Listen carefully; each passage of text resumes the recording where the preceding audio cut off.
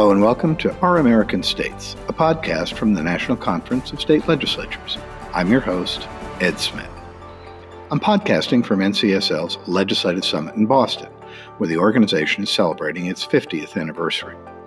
I'm coming to you on this third day of the summit with some international perspective. Joining me on the podcast are Mark Daly, the chair of the Irish Senate, and Ruth Bajada, the Deputy Chief of Mission for the European Union delegation to the U.S. On Monday and Tuesday, I spoke with the current and incoming presidents and staff chairs for NCSL. You can check those out wherever you get your podcasts. Here's today's discussion, starting with Senator Daly. Senator, welcome to the podcast and welcome to Boston. Thanks so much for having me. It's great to be back in Boston, which many people in Ireland would consider the 33rd county of Ireland, with so many Irish people having made it home down over the last centuries, maybe 2.5 centuries. First, let me thank you for taking the time to talk with me here at NCSL's Legislative Summit. I know you've forged a close relationship with a lot of state lawmakers in the U.S., and I wonder if you can tell me why that's important to you. Well, I suppose it stretches back to the Good Friday Peace Agreement, in that peace in Ireland was made possible through the sustained, successive support from U.S. presidential administrations, U.S. presidents, Congress, bipartisan support from members of the U.S. Senate and U.S. House of Representatives, and also bipartisan support from U.S. state legislators. And the peace process is by definition a process, and it requires ongoing support from the United States of America. There are people alive in Ireland today because the US got involved in the peace process. A US senator was sent over by President Clinton to be an envoy, an economic envoy. He had 700 days of failure and he had 1 day of success. So that process that he started was supported by the Bush administration and all US administrations ever since, because we are still implementing the Good Friday Agreement. There's a full-time committee in the Irish Parliament on the implementation of the Good Friday Agreement. And to tell you how important that work is, the interlocutor who was being appointed by the British and Irish governments on discussing with the paramilitaries in Northern Ireland how to bring an end to paramilitarism in Northern Ireland is being appointed this week or possibly next week. And imagine we're nearly 30 years from the Good Friday Agreement, and we are now trying to see how we can get rid of the paramilitaries.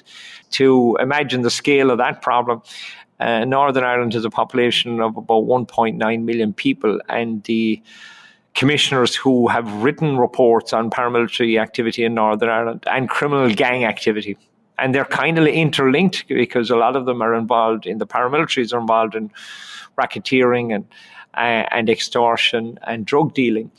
There are an estimated 12,000 paramilitaries still in Northern Ireland. Only a few hundred active, but it is very easy, and we have seen in the past when tensions rise in Northern Ireland, particularly around election time, that you would see a lot of paramilitary activity and people being sucked back into the paramilitaries who had been inactive for a long time. But what we also see, and is equally concerning, is the agreement generation, those who were born just in around the time of the Good Friday Peace Agreement, are being, to use a phrase from conflicts that we are well aware of, radicalized by paramilitaries and being sucked into that criminality and into that. So involving US state legislators in the process of how do we work together to sustain the peace process, but at the same time, and part of that is creating educational links and economic links between Ireland, North and South, the Republic of Ireland and Northern Ireland, and US states, gives people a better understanding in those states on how they can be of assistance, but also on the economic end, how Ireland is now the 5th largest investor in the United States of America. And therefore, we'd like to see how we can work together to create job opportunities in US states. I was talking to an Irish company last week who are looking to invest $1 billion over the next 5 years across the United States of America. It's about glancing back in this, the 250th anniversary of the Declaration of Independence, which is next year, and the beginning of the War of Independence here in Boston and in Massachusetts. While we're glancing back, we're looking forward, and that assistance from US states will be invaluable over the years ahead. I think that's an interesting point about an ongoing process. I think many of us of a certain age, particularly those of us of Irish heritage, never thought the Troubles would ever come to an end. It's a good point, though, that it's a great achievement, but one that needs ongoing work. You mentioned relationships with U.S. presidents, and I think it's fair to say there's some tension now between our federal government and European nations, including Ireland. Can you talk about the value of relationships with state lawmakers when things are tense with officials at the federal level? Well, I think, forging those relationships is hugely important because you can discuss them with people and talk about the challenges. And bear in mind, this is a dispute, and like all disputes, they get resolved by discussion and seeing a pathway forward and seeing how we can work together, and particularly with US states on how their interest can be forged in the way ahead, because we see a lot more of US states taking on issues that 10 years ago they wouldn't have taken on at all. And they're doing that in other areas, including international relations. It was great to see over 20 countries here at the NCSL, and hopefully more into the future, forging those relationships with US states, and then, understanding their concerns and their hopes. And also, now that Ireland is the largest English-speaking country left in the European Union, after Britain has left the European Union, Ireland is now a gateway to Europe, but also a bridge for the European Union to the United States of America, also having so much in terms of relationships across US states, not least here in Boston, but like anywhere I go in the United States of America, I meet people who have Irish heritage, or proud of their Irish heritage, but also want to be of assistance into the future. Let me expand on that a little bit. As you alluded to, there are deep ties between our two countries. About 10% of the people in the U.S. have Irish heritage, including myself. Why is that bond so important? Well, I suppose, it's important because in times of trouble, but also in times of celebration, we come together to celebrate that link between our two republics. I was out in Lexington there on Sunday, and I was noting that one of the street names is Harrington, and that's a very Irish name from my part of the world. And two of the people who were killed that morning in Lexington 250 years ago were Irish, and 8 of the people who signed the Declaration of Independence had Irish heritage. Even the guy who printed the Declaration of Independence was Irish, and they were all facing high treason if they were killed or captured. Many those who signed the Declaration of Independence suffered as a result of their belief in the idea that the people are sovereign. So that shared connection, particularly even on our own Declaration of Independence, the 1916 Proclamation, where it talks about only one country by name other than Ireland, where it says supported by our exiled children in America, would tell you that deep connection that we have with the United States of America. And that goes through relationships between families and then down through the generations. I have many cousins here in the United States of America, as do everybody in Ireland has cousins in the United States of America. And we love them to visit. We want them to visit more. But diplomacy, like politics, like American football, is a contact sport. And you build relationships up by meeting people, discussing the things you agree on and discussing the things you don't agree on. And then through that, building a commonality of areas that you can work together on. And that is true of the current situation in terms of the disagreement between the EU and the US, which has hopefully now been resolved, although we're still working out the details of that. But these are temporary impasses in what is, in terms of Ireland and the United States, an unbreakable bond between two republics. You're pretty familiar with the U.S. legislatures, and I wonder if there are things we do here, things you've observed about our legislatures, that are different from what you would do in Ireland. if I was to be their representative, I say they're all underpaid. Anyway, that's the number one thing for the work that they do and the amount of hours they have to put in, and then the campaigning that they have to do, which can be, expensive. And then, they're not getting the remuneration that they should. I would argue, if I was their trade union representative anyway, I'd be saying that they should be getting higher pay. And then, we all face the same common problems in terms of, online abuse and things that have escalated in terms of protest. That it wasn't the case maybe 10 or 15 years ago. They have considerable autonomy, and yet, while there are two parties, there are many factions, and, all of that is pretty much familiar. But bear in mind, democracy is a new concept, not here in America, which 250 years of it under its belt, but there are only about a dozen countries in the world that have been continuous democracies for the last 100 years. The United States and Ireland being among them. So, that's only 3-4 generations of people who are, utilizing the tools and the platform of democracy to agree and disagree, to pass legislation, and to make better lives for all their communities. So, I mean, in that we can learn a lot from each other on how you can do things better.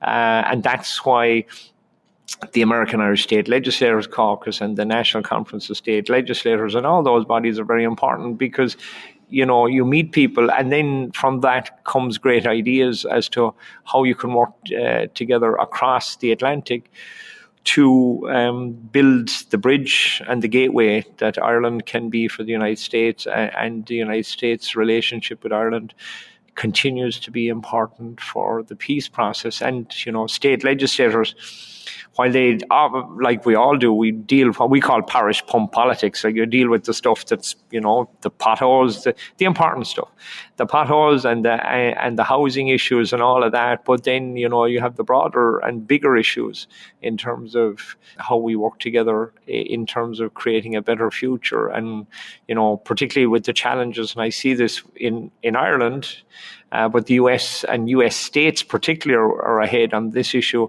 on artificial intelligence, and have been forging legislation long before European countries have.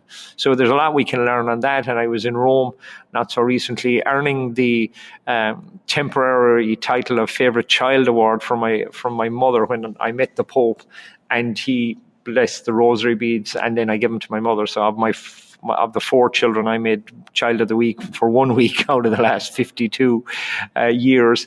That he, in that discussion with an interfaith dialogue with parliamentarians from around the world, of the 3 items he discussed was artificial intelligence, which would tell you how big an issue they see it in the world ahead, and how big a challenge it is. Opportunity, certainly. But I think we're more afraid of it than hopeful of it, because in the hands of bad actors, that has the potential to do a lot of harm. So it's the responsibility of legislators, state legislators, national legislators, everybody, to try and put in the guardrails that hasn't happened in other areas in terms of making sure that it works for the best outcomes of humanity and that makes everyone's life better.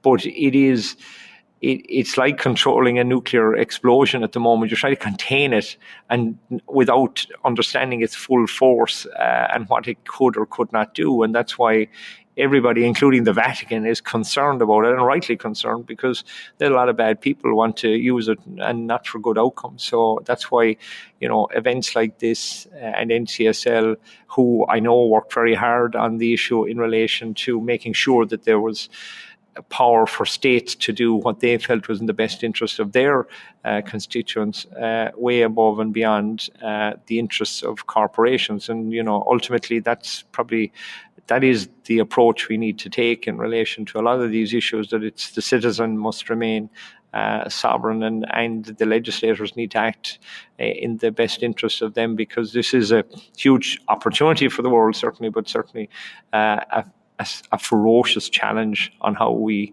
can tackle it into the future. So that's why the NCSL and others, taking a lead on many of these areas, and us in Europe learning from what state legislators are doing and the information being shared by NCSL is of huge benefit to everybody.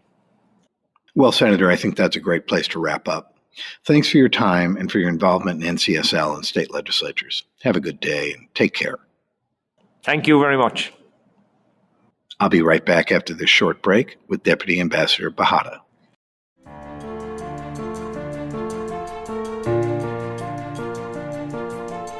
When it comes to election policies, do you know how laws are different in each state? There's one easy resource to find out.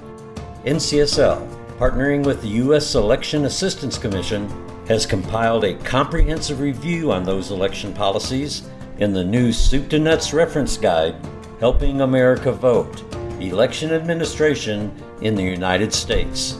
All the topics are there: voter ID, post-election audits, voter list maintenance, recounts, you name it, the book covers it. Hard copies are available to legislators and legislative staff. If you want one, send an email to elections-info@ncsl.org. That's elections-info@ncsl.org. Order yours today. Deputy Ambassador, welcome to the podcast. Thank you for having me. I wonder if you might start by telling us about the mission of the EU delegation to the United States. Frankly, I think a lot of people maybe aren't very aware of that. Tell us basically what the EU delegation does and what you do in your role. Sure. Thanks a lot. Well, I came to the NCSL to escape the work that we do in Washington, but certainly with pleasure, I'd give you a bit of an explanation of what we do. So first of all, the EU delegation represents the European Union vis-à-vis the administration, vis-à-vis the senators, and vis-à-vis the congressmen and the House, the U.S. institutions overall, governors in different states, state legislators. So we're the first interface, let's say. And we also are there to collect information, get a sense of what is happening in the United States, and also report back to Brussels, to headquarters, to give them some policy advice and suggestions of how we can take this relationship forward. The second big job that we do is EU coordination. We have 27 member states in the EU at the moment. All are represented in the United States. All feel that they have the most important relationship with the United States. Why? Because this relationship spans across, what all EU member states bring here, and the ties. Many of our member states have, huge ties, including people-to-people families across the U.S. So we do a lot of coordination to make sure that we represent a common approach and a common view. And the third big part of the job is extending our relations as much as possible. So one of the reasons why we are here is to meet state legislators, to speak about the relationship, what the EU can bring, and what also the United States could bring to Europe. I was last week also at the NGA in Colorado Springs. We continue to work across with think tankers, with culture representatives. We believe that this relationship is beyond trade, beyond politics, and it's the ties that make this relationship stronger. Let me ask you about trade. To put it mildly, things are a little tense at the moment between the U.S. and most of its trading partners. And of course, we know there's lots of talks and deals being made, negotiations. What I'm wondering about is, as you talk to state legislators here at NCSL Summit, how do you talk about it? How do you kind of explain the EU perspective on this? Tensions are not conducive to positive relations, and this is why I think even before, already from November onwards, we started, and we wanted to make sure to have the best possible relationship we as the EU, and the best possible relationship with this administration and with President Trump, and we do have a deal as of Sunday, as of last week, and now it's about the implementation of that deal. So I think we speak to the state legislators here at NCSL by making sure that we go beyond the tensions and beyond, and show that Europe is open for business. Only about the trade negotiations, we've had about 10 visits from our leadership in Brussels coming to Washington, negotiating the different parts of the deal to arrive to where we are today.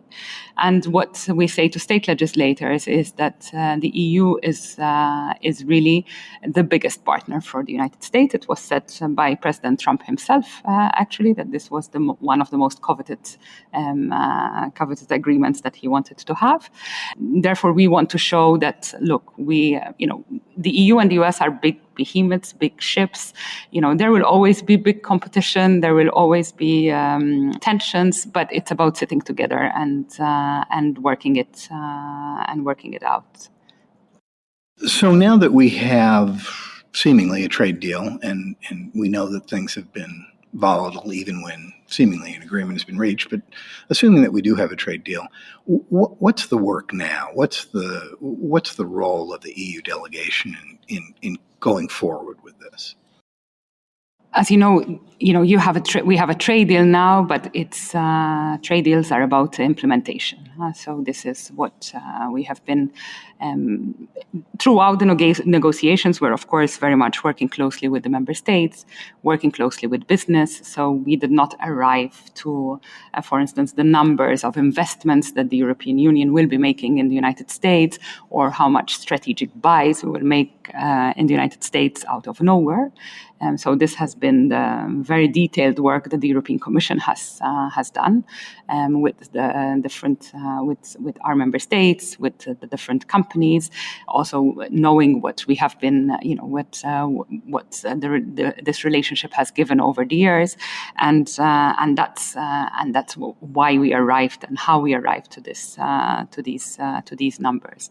So this is about now working with first of all with the United States to finalize the deal. There are still a number of open issues. There will be a number of sectors there where we will have 0 for 0 in terms of tariffs. So it's about outlining those, and then it's about working out how we're going to do and how we see these investments in Europe, and also at the same time, part of this deal to also be successful, there needs to be a lot of internal work within the EU itself, in terms of we're going through a process of simplification of legislation. We need to make our single market much stronger. We also have a lot of work in terms to do in terms of security and defense to do, and in terms of securing our continent, which, by the way, will also mean that we will have opportunities to work with the United States as well. So I think this is what you will see us doing next. The most important part of this deal, which I forgot to mention earlier, was about stability. I think, as we mentioned, member states, companies, investors do not like instability. So I think the first thing that the EU was looking for with President Trump and with his administration to get this relationship to a stable space, and then work on that to address a number of issues that we have on both sides, but also find ways how to strengthen the EU itself to become, or to be, even a bigger and stronger partner to the United States. Let me ask you, as we wrap up here, of course, you're here in Boston at the NCSL meeting with legislators from all over the country. How does this situation, the trade situation, whatnot, affect how the EU interacts with individual states? When you talk to people from Texas or New York or Illinois, what kind of conversations are those? And does it strengthen your relationships with the individual states, or does it make them more challenging? When I took up this job about 6 months ago, one of the first things that I learned coming into the job is that actually the EU is either the first, second, or third investor in all the states across the United States. Well, actually, to be correct, in 47 of the 50 states. So except for the states that are closer to Canada or to Mexico overall. You would be surprised, for instance, and we've been working on this to increase it. So, for instance, at the moment in Louisiana, we've just announced only in the last 3 months big German and Italian investments in LNG. We have in Texas, of course, we have LNG projects, but we also have huge investments in wind energy, for instance. In Massachusetts, I was preparing to come here. We've had, companies here investing in Europe and exporting to Europe 10 billion last year, and we've had 9 billion of investments. So we're talking of good money across the United States. I think figures vary year in, year out, but I think overall, when you count smaller businesses that are involved, I think we have around 16 million people employed on both sides of the Atlantic as a result of these business relationships. So, 16 million people across the states in the United States and in the EU is not little, and it's not to be taken for granted. So I think this is, the opening pitch with the different states. Also, the relationship is not only about business; it's also about goes further. So the EU, is about values. It's about history. It's about culture. So we bring, beyond the trade and investment, we bring all this. So I think we have quite solid opening lines with the state legislators. And from our side, I think all can count that we will want to build on this and further strengthen it. Well, Deputy Ambassador, thank you so much for taking the time to give us this perspective. I think it will be informative to a lot of people who are not that familiar with the EU delegation, and I thank you for it. Take care. Thank you very much, and it was a real pleasure. I've been talking with Irish Senator Mark Daly and Deputy Ambassador Ruth Bajada about relationships between EU nations and the states. Thanks for listening. You can check out all the podcasts from the National Conference of State Legislatures by searching for NCSL Podcasts wherever you get your podcasts. This podcast, Our American States, dives into some of the most challenging public policy issues facing legislators. On Across the Aisle, host Kelly Griffin tells stories of bipartisanship. Also check out our special series, Building Democracy, on the history of legislatures.